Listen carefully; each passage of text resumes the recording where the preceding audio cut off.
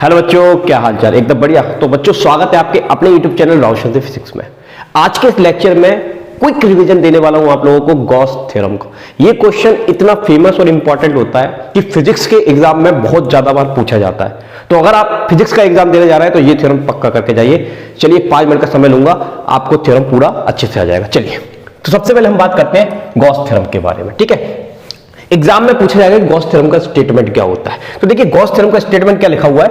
According to Gauss theorem, the electric flux linked with a close surface is 1/ε0 time the charge enclosed by this surface. इनका ये कहना है कि आपके पास कोई क्लोज सरफेस है, उसके अंदर आपने कोई टोटल चार्ज रख दिया, तो इस चार्ज की वजह से जो इलेक्ट्रिक फील्ड लाइन निकलेंगे, इस चार्ज की वजह से जो इलेक्ट्रिक फील्ड लाइन निकलेंगी, वो इलेक्ट्रिक फील्ड लाइन का जो फ्लक्स होता है, टोटल फ्लक्स होता है, वो फ्लक्स जो होता है उस एनक्लोज सरफेस के अंदर टोटल चार्ज का 1/ε0 टाइम्स होता है।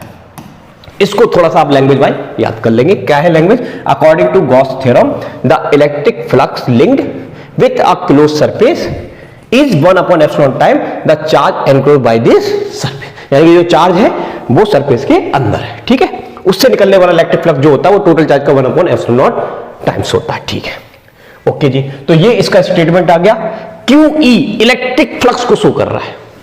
Q आपका टोटल चार्ज हो गया और टोटल चार्ज 1/ε0 टाइम्स होता है।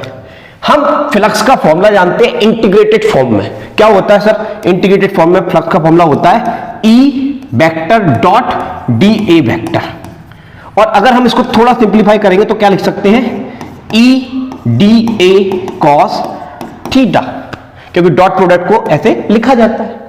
तो अगर हम इसकी जगह रख देते हैं तो इसका एक नया फॉर्म आपको ये देखने को मिलेगा कि ये वाली जो चीज है वो किसके बराबर है। ये तो हो गया सर स्टेटमेंट। अब इसको प्रूव करना। देखिए, प्रूव करते हैं, इसको प्रूव करते हैं। जरा ध्यान देखना, आपको एग्जाम में इस तरह का एक स्फीयर बनाना है। जैसे चलो मैं आपको बना के दिखाता हूं। यहां पर थोड़ा पीछे देखिए, ये एक स्फीयर है, इसके सेंटर में हमने एक +Q चार्ज रख दिया। ठीक है, इसके सेंटर को हम O नाम दे देते हैं। इससे R डिस्टेंस पे जाएंगे। इस स्फीयर का जो V सरफेस एरिया उसको मैंने S मान लिया। इससे R डिस्टेंस पे जाएंगे, एक स्मॉल सरफेस कंसीडर कर लेंगे। क्या कंसीडर कर लेंगे? Small surface. अब जब आपने एक स्मॉल सरफेस कंसीडर कर दिया है जिसका एरिया आपने मान लिया DS, तो एरिया वेक्टर जो होता है उसकी डायरेक्शन परपेंडिकुलर होती है। तो इसके परपेंडिकुलर होगी एरिया वेक्टर की डायरेक्शन DS वेक्टर। अगर आप DA ले रहे हैं तो आप DA मान लीजिए, कोई दिक्कत वाली बात नहीं है। ये हमारी चॉइस के ऊपर डिपेंड करेगा। ठीक है, दूसरा, अब ये जो चार्ज है ये अपने चारों तरफ इलेक्ट्रिक फील्ड इस तरह से निकालेगा। और ये स्फीयर है, स्फीयर एक सिमेट्रिकल सरफेस होता है, तो जाहिर सी बात है इलेक्ट्रिक फील्ड की direction along the area vector होगी। इलेक्ट्रिक फील्ड की direction along the area vector होगी, जिससे क्या बेनिफिट होगा? इलेक्ट्रिक फील्ड और एरिया वेक्टर के बीच में एंगल कितना आ जाएगा? 0 डिग्री आ जाएगा। कितना एंगल आ जाएगा? 0। क्यों चाहिए? क्योंकि इलेक्ट्रिक फ्लक्स का फॉर्मूला होता है close integration E dA cos theta. तो यहां पर आपको थीटा की वैल्यू रखनी पड़ेगी, तो आप यहां पर 0 रखेंगे। समझ में आई बात? चलिए, अब इसका प्रूफ मैं आपको यहां पर बता देता हूं कैसे एग्जाम में करना। ठीक है, ये आप समझ में आ गया होगा डायग्राम। हम लिख देंगे consider an imaginary surface in the shape of a sphere such that +Q lie at this centre, let radius be R, area is 4πr²। ये आप सबको पता ही है। अच्छा, अब आपको करना क्या है प्रूव करने के लिए? ये फॉर्मूला होता है, हमें E की वैल्यू चाहिए। E क्या है सर? इलेक्ट्रिक फील्ड है। और किसी भी पॉइंट चार्ज से R डिस्टेंस पे इलेक्ट्रिक फील्ड निकालने का फॉर्मूला बेटा राजा ये होता है 1/4πε0 Q/r²। बस, तो आपको करना क्या है? एक लाइन लिखनी है, electric field due to +Q charge at point P is this. ठीक है, समझ में आ गई बात। अब हम लिखेंगे now small flux linked with small area dA। तो ये जो छोटा एरिया है यहां से निकलने वाला फ्लक्स निकाल लेंगे। तो स्मॉल फ्लक्स निकालने का फॉर्मूला होता है, बस D लगा दो, बस D। तो d∅ = E dA cos theta. Theta की वैल्यू आपको बताई थी अभी कितनी थी बेटा? 0 डिग्री। तो जैसे जहां पर आप 0 रखेंगे cos 0 हो जाएगा। cos 0 की वैल्यू 1 होती है, तो अगले स्टेप में यहां पर आपको वो 1 हो जाएगा, तो आपका ये आ जाएगा।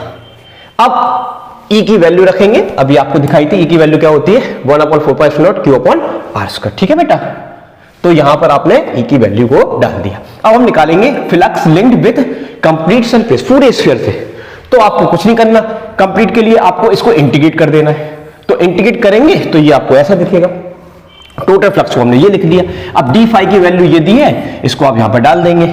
इसके बाद Q अपॉन 4πε0 आर स्क्वायर, जो भी कांस्टेंट है उसको आपको बाहर निकालना। देखो ये पूरा बाहर आ गया, अंदर बचेगा d, और आपको पता है dx का इंटीग्रेशन x होता है, तो dA का a होगा। बस देखो ये हो गया। a की वैल्यू हमने पहले तय कर ली थी, 4πr² होती है, यहां पर पुट कर देंगे, ये आ गया। 4π से 4π कैंसिल हो गया, r ठीक है, r² कैंसिल हो गया, तो अपना आ गया Q इंटू 1/ε0। ये प्रूव होगी। बड़ी प्यारी थ्योरम थी, आशा करता हूं आपको बहुत अच्छे से समझ में आई होगी। अगर समझ में आ गया है तो वीडियो को लाइक करके चैनल को सब्सक्राइब कर देना। आपको किस डेरिवेशन में दिक्कत आ रही है मेरे को कमेंट करके बताना, मैं उसी पर वीडियो लेके आऊंगा। चलिए मिलते हैं नेक्स्ट वीडियो में, अभी के लिए जय हिंद, जय भारत, थैंक यू।